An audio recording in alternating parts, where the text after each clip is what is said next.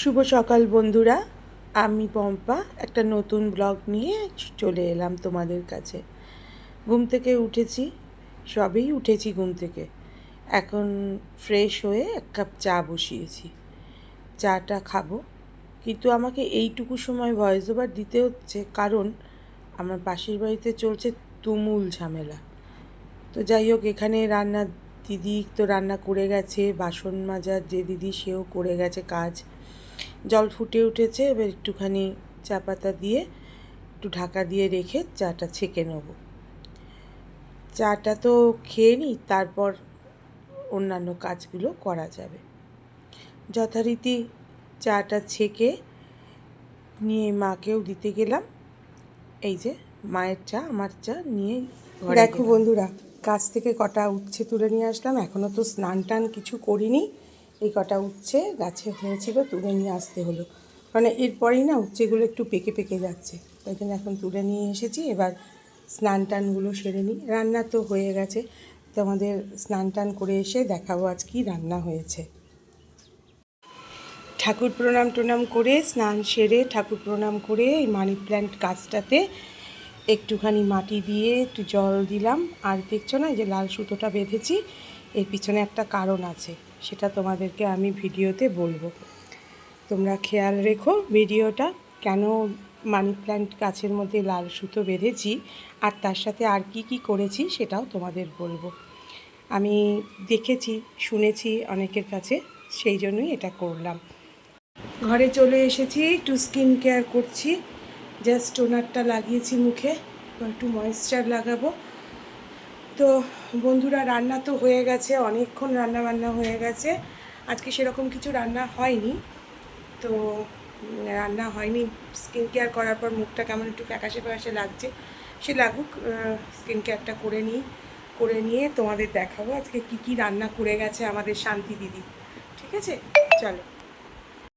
আমার স্কিন কেয়ারের 3টে উপকরণ লাগে। একটা হচ্ছে টোনার, আর একটা হচ্ছে এই যে ল্যাকমির ময়েশ্চার, আর একটা হচ্ছে রিজুভিনা।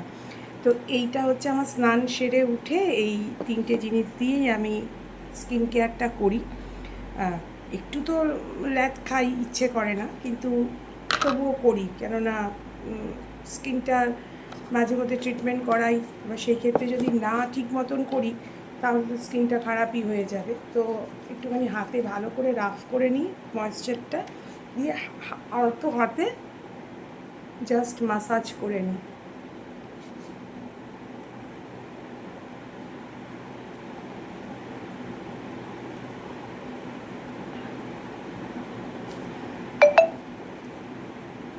একটু তাড়াতাড়ি করে মাসাজটা করে নিই, কেননা সবসময় তো সময় পাই না ধীরে সুস্থে করার। আজকে যেহেতু একটু সময় আছে, তাই জন্য একটু ধীরে সুস্থই ম্যাসাজটা করে নিই।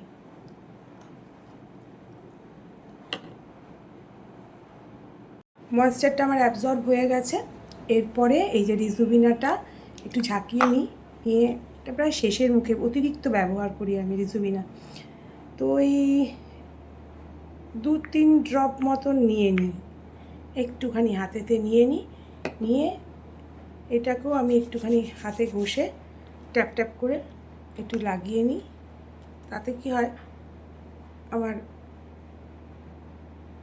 মানে অত সময় নেই যে ডট ডট করে লাগাবো বা কিছু। তো এই জাস্ট একটুখানি জবনটাতে, ফোরহেডে, আর ডার্ক সার্কেল যেহেতু প্রচুর আছে তাই জন্য একটু চোখের টলাগুলোতেও লাগিয়ে নিই। তো আমার মতন মনে হয় সবাই সানস্ক্রিন ব্যবহার করো, কারণ সানস্ক্রিন ছাড়া তো আমাদের গতি নেই। তো সানস্ক্রিনটা এইভাবেই আমি ইউজ করে নিই। এবার এটা কিছুক্ষণ বসে যাক, তারপরে আমি বেরিয়ে তোমাদের দেখাচ্ছি আজকে কি কি রান্না হয়েছে। আজকে কিন্তু এখনও পর্যন্ত আমি ওই যে আমার রেসিপি জুসটা খাইনি, খাবো, সে করবো তারপরে খাবো। চলো তাহলে তোমাদের এবার দেখাই রান্না কি হয়েছে। বাইরে তো বেশ ঝমঝমিয়ে বৃষ্টি শুরু হয়ে গেছে, দেখতে পাচ্ছি বেশ ভালো বৃষ্টি হচ্ছে বাইরেটা। খুব বৃষ্টি হচ্ছে। চলো রান্নাঘরে যাই, গিয়ে দেখাই তোমাদেরকে কি কি রান্না করে হয়েছে আজকে। আজকে মেন হয়েছে যেটা, সেটা তোমাদের দেখাই।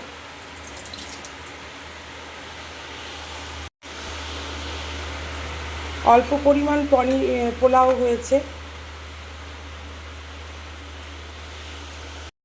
তার সাথে হয়েছে এই যে পনিরের তরকারি, আলু একটু কড়াইশুঁটি দিয়ে, আর হয়েছে চাটনি, টমেটো, খেজুর, কাজু, কিশমিশ দিয়ে একটা চাটনি হয়েছে।